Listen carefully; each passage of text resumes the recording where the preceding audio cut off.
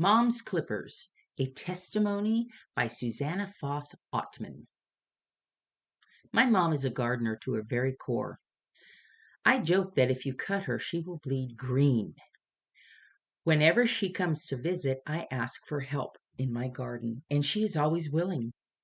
We come back from the nursery laden with annuals, perennials, and a variety of fertilizers. Before we start to plant or prep the soil, she takes time to deadhead the rose bush that she planted near our shed 4 years ago. She is ruthless with those clippers. There is not a wilting bloom left on it when she is done. She tells me if you keep pruning your roses throughout the summer, they will keep coming back. She's right. It seems when those dead blooms are still on the bush, they still suck the life out of the plant.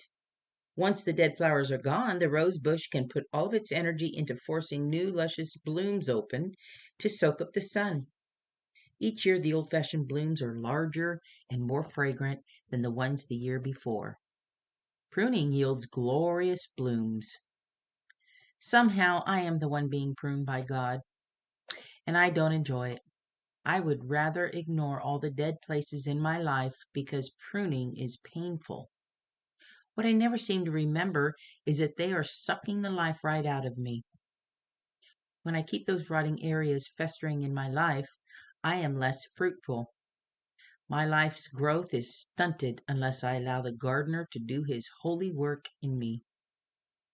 Jesus would have me living a life to the full, getting all that I need from the vine, growing, changing, and becoming more like him daily. When I watch my mom and her shears, I'm reminded again of my loving gardener who prunes me for my own good. Proverbs 3, 5 and 6. Trust in the Lord with all your heart and lean not unto your own understanding. In all your ways submit to him, and he will make your paths straight. Proverbs 3.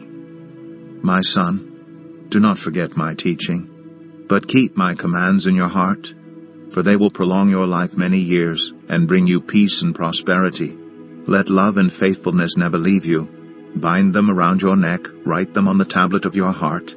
Then you will win favor and a good name in the sight of God and man. Trust in the Lord with all your heart, and lean not on your own understanding. In all your ways submit to him, and he will make your paths straight.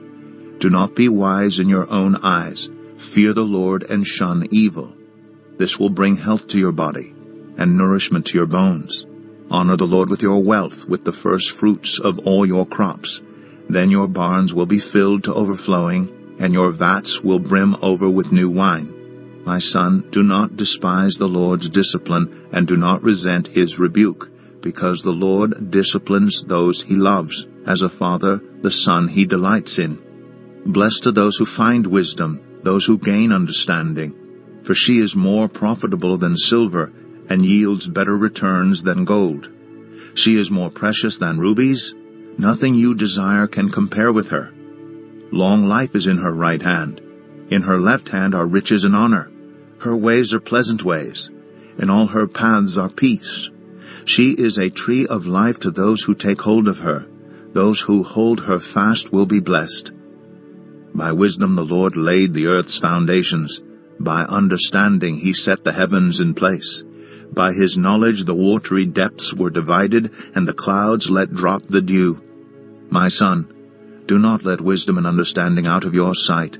Preserve sound judgment and discretion. They will be life for you, an ornament to grace your neck. Then you will go on your way in safety, and your foot will not stumble. When you lie down, you will not be afraid. When you lie down, your sleep will be sweet. Have no fear of sudden disaster, or of the ruin that overtakes the wicked. For the Lord will be at your side, and will keep your foot from being snared. Do not withhold good from those to whom it is due, when it is in your power to act. Do not say to your neighbor, "Come back tomorrow, and I'll give it to you," when you already have it with you. Do not plot harm against your neighbor, who lives trustfully near you. Do not accuse anyone for no reason, when they have done you no harm. Do not envy the violent, or choose any of their ways. For the Lord detests the perverse, but takes the upright into his confidence. The Lord's curse is on the house of the wicked, but he blesses the home of the righteous. He mocks proud mockers, but shows favor to the humble and oppressed. The wise inherit honor, but fools get only shame.